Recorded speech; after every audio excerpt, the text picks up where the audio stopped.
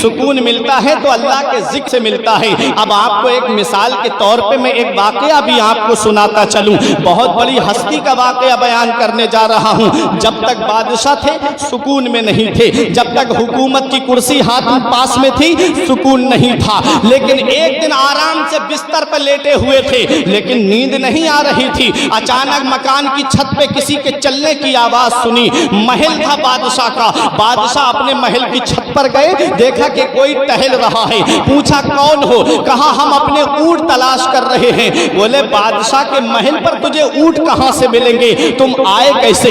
ہر دروازے پر میرے سپاہی لگے ہوئے ہیں، پورا محل سپاہیوں سے بھرا ہوا ہے، تم میرے خاص کمرے تک کیسے پہنچ گئے؟ بولے ہم اونٹ تلاش کرنے آئے ہیں۔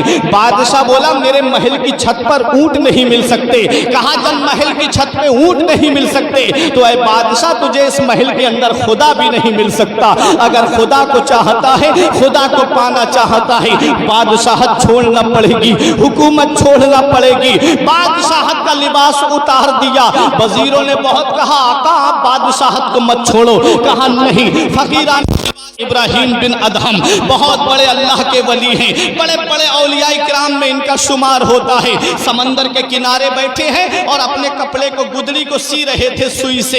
ایک وزیر کا ادھر سے گزر ہوا، آیا آ کر کے سامنے بیٹھ کر کے کہتا ہے میرے آقا بادشاہت چھوڑ کے کون سا تیر مار لیا؟ آپ نے حکومت کو چھوڑ کر کے کیا کما لیا؟ اے میرے آقا مجھے نہیں پہچانتے، میں آپ کا وہی وزیر ہوں جو آپ کے داہنی طرف بیٹھا کرتا تھا۔ اے میرے آقا کیا ملا بادشاہت کو چھوڑ کر کے؟ ہزاروں نوکر ساتھ میں رہتے تھے، ہزاروں سپاہی ایک اشارے پہ تمہارے تیار رہتے تھے، آپ نے حکومت چھوڑ کر کے کیا پا لیا؟ تب ابراہیم بن ادہم فرماتے ہیں دیکھنا چاہتا ہے میں نے کیا پایا؟ کہا ہاں حضور دکھائیے۔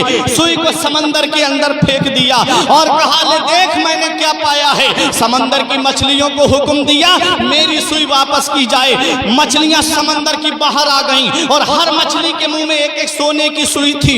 وزیر دیکھ کے حیرت میں پڑ گیا۔ آپ نے فرمایا سونے کی نہیں میری والی سوئی واپس کی جائے۔ ساری مچھلیاں اندر گئیں اور ایک ایک چاندی کی سوئی لے کر کے ظاہر ہوئی۔ وزیر حیرت سے دیکھ رہا ہے کون سی فیکٹری لگی ہے اندر جو کبھی سونے کی سوئی آ رہی ہے، کبھی چاندی کی سوئی آ رہی ہے۔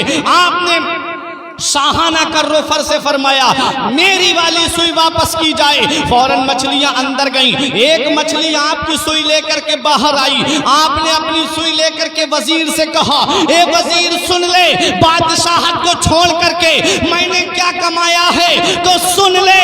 جب میں بادشاہ تھا تو تیرے جیسا وزیر میرا کہنا نہیں مانتا تھا۔ جب سے میں نے بادشاہت کو چھوڑا ہے، اپنے آپ کو اللہ اللہ میں لگایا ہے، اپنے رب کے عشق میں میں نے اپنے آپ کو فنا کیا ہے، ساری خدائی میرا کہنا مان رہی ہے، ساری دنیا پر میری حکومت ہے۔ پتہ چلا کہ اللہ کا ذکر جو کرتا ہے، جو اللہ کا ہو جاتا ہے، اللہ اس کا ہو جاتا ہے۔ حدیث پاک ہے من کان للہ کان اللہ لہو، جو اللہ کا ہو جاتا ہے اللہ اس کا ہو جاتا ہے۔